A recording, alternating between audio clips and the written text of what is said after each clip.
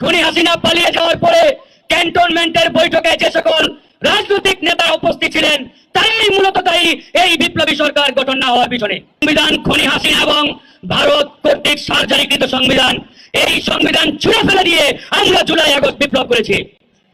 আর আজকে এই সংবিধানের দোহাই দিয়ে আমাদেরকে হাইকোর্ট দেখানো হয়, আমাদেরকে সুপ্রিম কোর্ট দেখানো হয়। আমরা এই সরকারকে একাধিকবার বলেছি, আমরা হাইকোর্ট সুপ্রিম কোর্ট আপনাদের আগেই দেখে আসছি, আমাদেরকে হাইকোর্ট সুপ্রিম কোর্ট দেখাবেন না।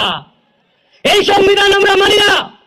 এই সংবিধান ছুঁড়ে ফেলে দিয়ে এই জুলাই আগস্ট বিপ্লব করেছে এদেশের ছাত্র জনতা।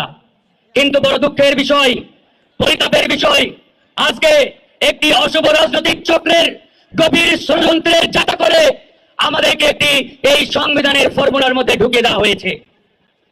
তারা নাম দিয়েছে অন্তর্বর্তীকালীন সরকার। আচ্ছা ভাইরা, আমরা কি অন্তর্বর্তীকালীন সরকার চেয়েছিলাম?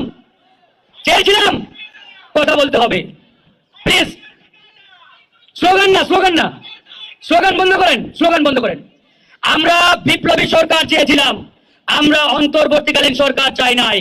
কিন্তু পরিকল্পিতভাবে সেই বিপ্লবী সরকার গঠন করতে দেওয়া হয় নাই। কারা করতে দেয় নাই সেটি ইতিমধ্যেই পরিষ্কার হয়ে গেছে। সেই 5ই আগস্টে খুনি হাসিনা পালিয়ে যাওয়ার পরে ক্যান্টনমেন্টের বৈঠকে যে সকল রাজনৈতিক নেতা উপস্থিত ছিলেন তারাই মূলত দায়ী এই বিপ্লবী সরকার গঠন না হওয়ার পিছনে। সেখানে যখন অন্তর্বর্তীকালীন সরকারের ফর্মুলা থ্রো করা হলো, এই রাজনৈতিক নেতৃবৃন্দ তারা কেন বললেন না আমাদেরকে একটু সময় দেন, আমরা ভেবে দেখি, আমরা একটু আলোচনা করি?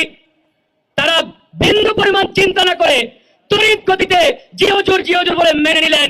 তারপরে আর্মির গাড়িতে করে তাদের নিয়ে আসা হলো রয়ের হেডকোয়ার্টার বঙ্গভবনে। বঙ্গভবনে এনে সেই রয়ের রাষ্ট্রপতি, র কর্তৃক গ্রিন সিগন্যাল প্রাপ্ত প্রেসিডেন্ট শাহাবুদ্দিন চপ্পুর দরবারে হাজির হয়ে বলা হলো, মাননীয় মহামান্য প্রেসিডেন্ট, আমরা এরকম একটি অন্তর্বর্তীকালীন সরকার করতে চাই, আপনি কি বলেন? সে বললো ইয়েস, করা যায়। বুঝছেন তো? তখন পর্যন্ত প্রত্যেকটি ফর্মুলা তাদের সূক্ষ্ম সেই প্ল্যান ওয়াইজ হচ্ছে।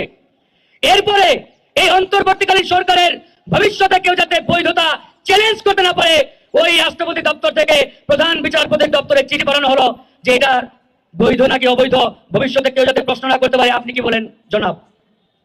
বাংলাদেশের প্রধান বিচারপতি তখন পর্যন্ত হাসিনার নিয়োগপ্রাপ্ত প্রধান বিচারপতি, সে বাংলাদেশের প্রধান বিচারপতি ছিল না 5ই আগস্টে। সে বলল ইয়েস, খুব ভালো ফর্মুলা, হয়ে যান, করে ফেলেন, সিগন্যাল দিয়ে দিল। তারপরে হলো কি অন্তর্বর্তীকালীন সরকার। এই সরকার না অন্তর্বর্তীকালীন, না বিপ্লবী, না অমুক না তমুক, কিছুই জানি না, একটা জগা খিচুড়ি সরকার বানিয়ে ফেলেছে। এরা বলে কেউ আমরা এই সংবিধান মানি না, আবার কেউ বলে সংবিধানের কিছুটা মানি, কেউ বলে অল্প মানি, এরকম একটা অবস্থা। তাই বন্ধুগণ, আজকে তাদের যে পরিষ্কার দাবি, এই সংবিধান আমরা মানি না, এই সংবিধান ফেলে দিয়ে নতুন সংবিধান প্রণয়ন করতে হবে। এই জায়গায় আমরা কোনো আপোষ করবো না, এই জায়গায় আপোষ করার কোনো সুযোগ নেই। তাই আমাদেরকে সমস্যার আওয়াজ তুলতে হবে। আজকে আহত ভাইয়ের এখানে কাতরাচ্ছে, কেন তারা কাতরাবে? 4 মাস হয়ে গেল, আপনারা এখনো তাদেরকে পুনর্বাসন করতে পারেন নাই, তাদের সুচিকিৎসার ব্যবস্থা করতে পারেন নাই। আজকে আমার আহত ভাই, তার পা নেই, হাত নেই, তাকে এখানে কেন এসে দাঁড়াতে হবে? কেন তার অধিকার আদায়ের কথা বলতে হবে এই শহীদ মিনারে এসে? এই সরকারের দায়িত্ব ছিল না? এটা কি আওয়ামী লীগ খুব কঠিন কাজ? তারা যদি প্রত্যেকটা উপজেলা পর্যায়ে দায়িত্ব দিতেন, 2 মাসের মধ্যে আমরা সুন্দর একটি তালিকা করে এই সরকারকে দিতে পারতাম উপজেলা ওয়াইজ। কঠিন কাজ নয়, কিন্তু তাদের সেই মানসিকতার অভাব, চিন্তার অভাব, তাদের প্রতি তাদের দরদ নেই, ভালোবাসা নেই। সেই জায়গা থেকে আজকে আমাদের এই আহত ভাইরা এখানে হাহাকার করছে। তাদের নিয়ে কয়জন কথা বলছে? আমি এই বিপ্লবী পরিষদকে ধন্যবাদ জানাই যে তারা দেরিতে হলেও আমাদের আহত ভাইদের এখানে নিয়ে আসছে। এই হচ্ছে অবস্থা।